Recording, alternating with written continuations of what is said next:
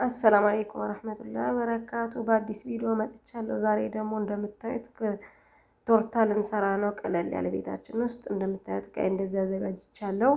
እዚህ ጋር ክሬማ 1 ሊትር እጠቀማለሁ። ግማሹን ደግሞ ኖስቴላውን ደግሞ ሐላውን ማለት ነው እጠቀማለሁ። ጣፋጩን ማለት ነው። ከለር ፉዱን በኋላ ላይ ነው።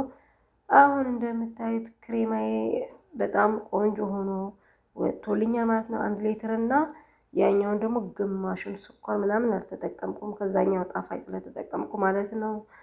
እንደዚህ ሆኖ አምሮ ወጥቶልኛል ክሬማዬ ማለት ነው። ቆንጆ ሆኖልኛል። እዚህ ጋር ደግሞ እንደምታዩት ኬኬን ሰርቼ አዘጋጅቼ ነበር፣ ቆራርጬዋለሁ። እዚህ ጋር ደግሞ መቀባት ጀምሬያለሁ ማለት ነው። እንደምታዩት እዚህ ጋር ማጠጣው ደግሞ መጀመሪያ ላይ እንዲረጥብልኝ ሼራ ስኳርና ውሃ አፍልቼ ነበር። በደንብ አድርጌ ትንሽ ወተት ጨምሬበታለሁ እኔ። አልሚም በእሱ በደንብ አድርጋችሁ ማጠጣት አለባችሁ፣ ቆንጆ ኬክ እንዲወጣላችሁ ማለት ነው።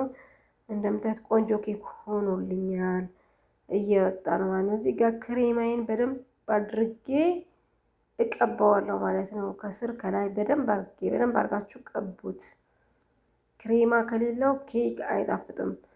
አልሚም በደንብ አድርገን ከላይ እስከታችን የ6 ቶርታ 6 ኬክ ነው ያደረኩት። 6 ስላችሁ 6 ቦታ ቆርጬዋለሁ ማለት ነው። እዚህ ጋር ደግሞ አንድ የገበታ ቅቤ ያለኝ 100 ግራም ነው። እሱንና ቅድም የቀረችኝን ኖስቴላ አድርጌ ደግሞ በደንብ አድርጌ መታዋለሁ ማለት ነው። ከለር ፉዱን የምንጠቀምበት ነው ማለት ነው። ይሄኛው በደንብ አድርጎ ሲመታልኝ በኋላ ይሄ በደንብ አድርጎ ከመታልኝ በኋላ በዚህ መልኩ ማለት ነው። አያችሁት?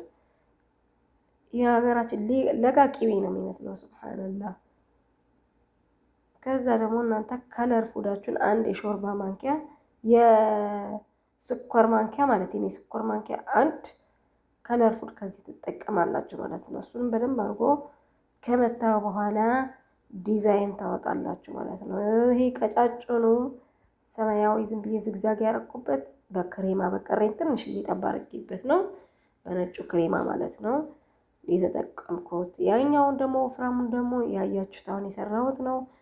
እንዲህ አድርጌ እናንተ ደስ ባላችሁ አይነት ዲዛይን ማውጣት ትችላላችሁ። እንዲህ አድርጌ እየዘገዘኩት ነው እኔ። ለቤትም ስለሆነ ለልጄ ልደትም ስለሆነ ችግር የለውም። አያችሁት? ማሻአላህ እንዴት ሆኖ ወጥቶልኛል። በጣም ነው